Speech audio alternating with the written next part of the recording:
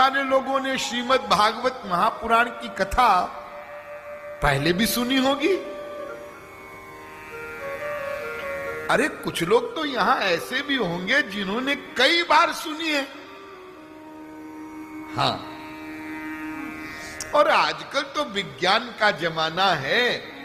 यदि आयोजन आपके नगर में ना भी हो तो टीवी पर कथा आती है। कुछ चैनल हैं, संस्कार चैनल है, आस्था है, साधना है, कई बहुत सारे हैं जिन पर कथाएं आती रहती हैं। आप लोगों में से कुछ लोग उनको भी सुनते होंगे। हाँ, सुनते हैं। एक प्रश्न है, क्यों साहब हम भागवत की कथा में ही ये सुनते हैं कि श्री सुखदेव जी ने महाराज परीक्षित को कथा सुनाई और 7 ही दिन में उनका उद्धार हो गया।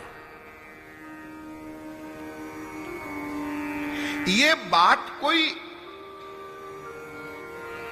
ऐसे ही फैला दी गई है, ऐसा नहीं है।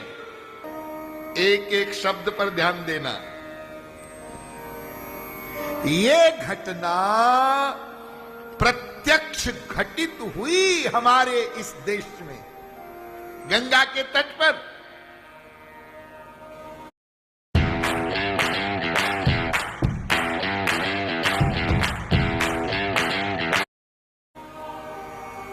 इसका मतलब इसमें कोई डाउट नहीं, कोई संशय नहीं है किसी प्रकार का कि श्रीमद् भागवत महापुराण की कथा का श्रवण करके एक जीव माया मुक्त होकर भगवत धाम चला जाता है। और चले गए महाराज परीक्षित। इसमें संदेह की कहीं कोई गुंजाइश नहीं है। तो फिर यह प्रश्न आना चाहिए, और हमारे मस्तिष्क में भी यह प्रश्न उठना चाहिए, क्यों जी हमने इतनी बार भागवत कथा सुनी, फिर अभी तक हम भगवान के धाम क्यों नहीं गए? आप लोग ये कह सकते हैं कि परीक्षित का तो समय हो गया था, 7 ही दिन का समय था तो वो चले गए, हमारा समय अभी नहीं हुआ होगा। ठीक है, हमने अभी तक शरीर नहीं छोड़ा, हमारा समय पूरा नहीं हुआ, हमारी आयु शेष है। लेकिन जैसे परीक्षित को भगवत प्राप्ति हुई ये कथा सुनकर, तो हमको भी होनी चाहिए। अरे न भगवत प्राप्ति सही बाबा, कम से कम माया का मोह तो समाप्त होना चाहिए।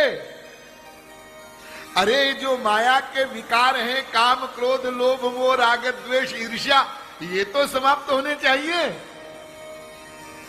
ये भी नहीं हुए, क्यों? क्या बात है? आज हम इसी पर विचार करेंगे। क्या यह संभव है? क्या इस प्रकार से कथा का श्रवण संभव है कि हम कथा सुने और हमें भगवत प्राप्ति हो जाए? है, यह संभव है। हम कथा कैसे सुने?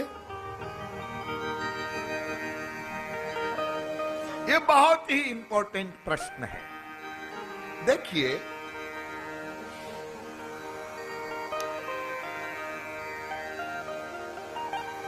कथा श्रवण के पूर्व 2 बातें हमारे मस्तिष्क में रहनी चाहिए। कैसे सुने, इसमें 2 बातें हैं। एक बात तो समझने की यह है कि भाई ये भगवान को कौन जान सकता है? हमारे शास्त्रों में कहा गया है, वेदों में कहा गया है, तमेव विदित्वाति मृत्युमेति नान्यः पंथा विद्यते यनाय। उसको जानकर ही कोई जीव मृत्यु से परे हो सकता है। एव शब्द लगा है, एव तमेव उसको जानकर ही भी नहीं कोई माया से परे हो सकता है। नान्य पंथा विद्यते यनाय, और कोई मार्ग नहीं है। रसो वैसः रसग्वम ये वायम लब्ध्वा नंदी भवति, उसको प्राप्त करके ही कोई रसमय हो सकता है, आनंदी हो सकता है। ज्ञात्वा देवम मुच्यते सर्व पाशैः, उसको जानकर ही सारे बंधन समाप्त किए जा सकते हैं। सब जगह ही लगा है। तो ये भगवान को कौन जान सकता है? उसका अधिकारी कौन? आप लोग कहेंगे अजी ये तो बहुत साधारण बात है, सभी जीव भगवान को जान सकते होंगे। कल ही तो आपने बताया था कथा में कि सब जीव भगवान के अंश है। चिन्ह मात्रम श्री हरे रंशम अमृतस्य वही पुत्राः। अरे वेद तो कहता है कि सब जीव भगवान के पुत्र हैं, वो हमारे पिता हैं और हम उनके पुत्र हैं। हम माने कौन? हम माने समस्त जीव। तो जब समस्त जीव भगवान के अंश हैं, उनके पुत्र हैं, तो सभी भगवान को जान सकते हैं, सब उनके हैं। ऐसा आप लोग सोच सकते हैं, लेकिन ऐसा है नहीं। सब जीव भगवान के अंश हैं, भगवान सबका पिता है, ये बिल्कुल ठीक है सब जीवों का। लेकिन सब जीव भगवान को नहीं जान सकते, सब जीव भगवान को नहीं देख सकते, सब जीव भगवान को प्राप्त नहीं कर सकते। एक एक शब्द पर ध्यान देना है। तो कौन कौन जीव भगवान को जान सकता है? हाँ, इसका उत्तर दिया हमारे ग्रंथों ने। कौन भगवान को जान सकता है? न मानुषम विनान्यत्र तत्वज्ञानं तु लभ्यते। ये श्लोक गरुड़ पुराण का है।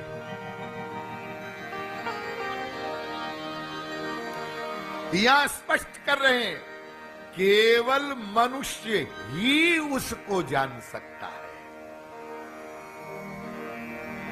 84 लाख प्रकार की योनियां है ना। हाँ, उन 84 लाख प्रकार की योनियों में सब योनियों में जीव है।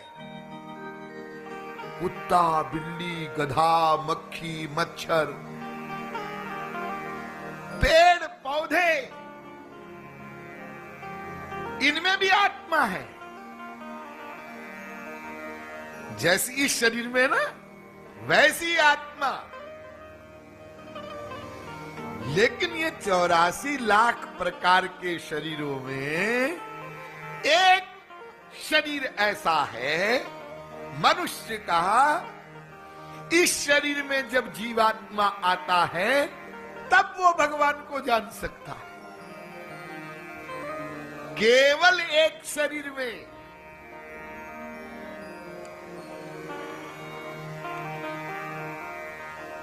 क्यों? कैसे? इसको आप थोड़ा सा समझ लीजिए। ऐसा क्यों है? और ये इतनी महत्वपूर्ण बात है। आज जो दो बातें हम अभी बताएंगे आपको, ये दो बातें ऐसी है कि जब तक इस तत्व ज्ञान को कोई धारण नहीं करेगा, तो चाहे वो कितना ही प्रवचन सुने और कितना ही कथा सुने और कितने ही तीर्थों में जाए और कितना ही व्रत करे, कितना ही तप करे, कितना ही दान करे, कुछ भी करे, उसका कल्याण संभव नहीं है। तो